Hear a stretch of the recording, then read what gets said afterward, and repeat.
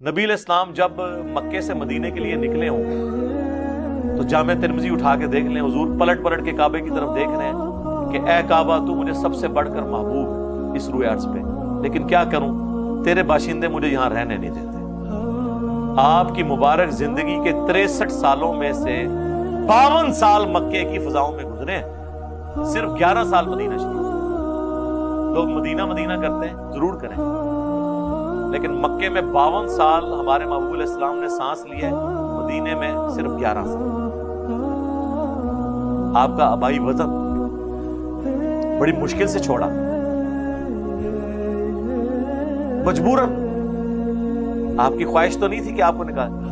تو آپ دیکھیں حضور کو دعا تعلیم کی گئی سورہ بنی اسرائیل میں، ربی ادخلنی مدخل صدق واخرجنی مخرج الصدق۔ اے اللہ مجھے جہاں اب تو نے داخل کرنا ہے نا، سچائی کے ساتھ داخل کرنا ہے، اور مجھے جو یہاں سے نکال رہا ہے نا، سچائی کے ساتھ نکالنا۔ اور اے اللہ اپنی طرف سے میرے لیے کوئی مددگار مقرر کر دے۔ وہ آپ کے ساتھی بھی تھے، حضرت جبرائیل بھی تھے۔ بخاری مسلم کی حدیث ہے نا کہ علی کی میرے ساتھ وہی نسبت ہے جو ہارون کی موسیٰ کے ساتھ۔ تو شیعہ اس آیت سے کہتے ہیں حضرت علی مددگار ہوئے، بالکل حضرت علی بھی مددگار ہیں، حضرت ابوبکر عمر عثمان بھی مددگار ہیں۔ اور سیدنا علی کی تو عمر 8 سال تھی جب نبی علیہ السلام نے اپنی دعوت و تبلیغ کا آغاز کیا۔ اس وقت دوسرے اصحاب جو بڑی عمروں کے تھے انہوں نے حضور کی فزیکل پروٹیکشن کی ہے۔ سیدنا علی تو 8 سال کے تھے، 8 سال کا بچہ کیا کر سکتا ہے؟ اس زمانے میں کون؟ سعد بن ابی وقاص، عبد الرحمن بن عوف، سیدنا ابوبکر، یہ لوگ جو بڑی عمر کے لوگ تھے، تو حضور کے ساتھی اللہ نے ان کے ساتھ اٹیچ کیے۔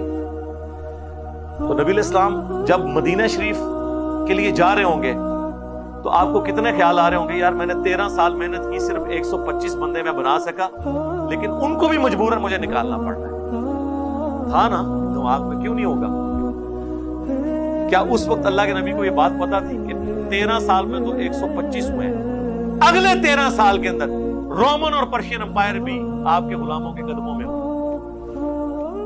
اس وقت کوئی بتاتا بھی تو لوگ مذاق اڑاتے، جیسا کہ وہ غزوہ خندق کے موقع پر مذاق نہیں اڑایا تھا منافقین نے کہ ہم تو پیشاب کرنے کے لیے باہر نہیں نکل سک رہے، سامنے سے تیر آ جاتے ہیں خندق کے پار سے، اور یہ نبی کہہ رہا ہے کہ رومن اور پرشین امپائر گرے گی۔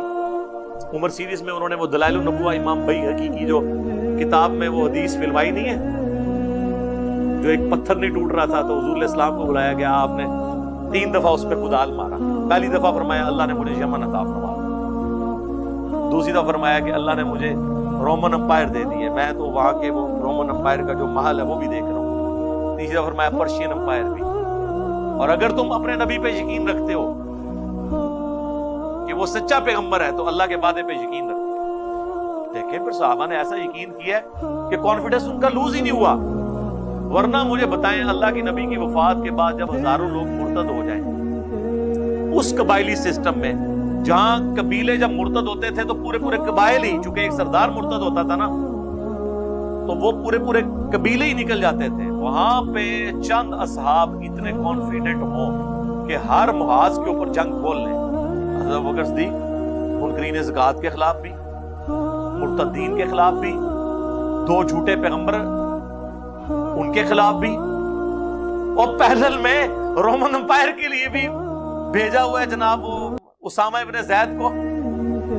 وہ اتنے بڑے بڑے اصحاب بھی، وہ بھی کہہ رہے ہیں کہ حضرت اتنے محاذوں پہ تو آپ جنگ نہ کھولیں، یہ تو مدینے پہ حملہ کر کے لوگ قبضہ کر لیں گے دارالخلافہ کے اوپر، تو ہم کیا کریں گے؟ ان کا اللہ کے نبی کا وعدہ ہے یہ سب فتوحات ہونی ہے۔ پھر آپ دیکھیں وہی ہے، آدھا جو پرشین امپائر تو حضرت ابوبکر کے دور میں گر گئی تھی، باقی کا جو ہے وہ سیدنا عمر اور سیدنا عثمان کے دور میں جا کے آپ دیکھ لیں رشیا افغانستان تک فتوحات ہو چکی تھی۔ ایک مختصر جماعت کا اتنا کانفیڈنس اللہ کے۔ تو یہ تقدیر کے جو معاملات ہیں، تو تقدیر کا مطلب یہ نہیں ہے کہ آپ نے کوشش نہیں کرنی ہے، کوشش بھی کرنی ہے، لیکن اگر رزلٹ خلاف آئے تو نبی علیہ السلام نے کہنا ہے، یہ نہیں کہنا اگر مگر۔ اگر مگر سے مراد یہ نہیں ہے کہ مطلب یہ تو انسان کہہ سکتا ہے کہ اگر میں نے محنت کی ہوتی تو میں پاس ہو جاتا، تو یہ تو اگر کہنا ہے، نہیں کی تھی نا تائیں فیل ہوا ہے نا۔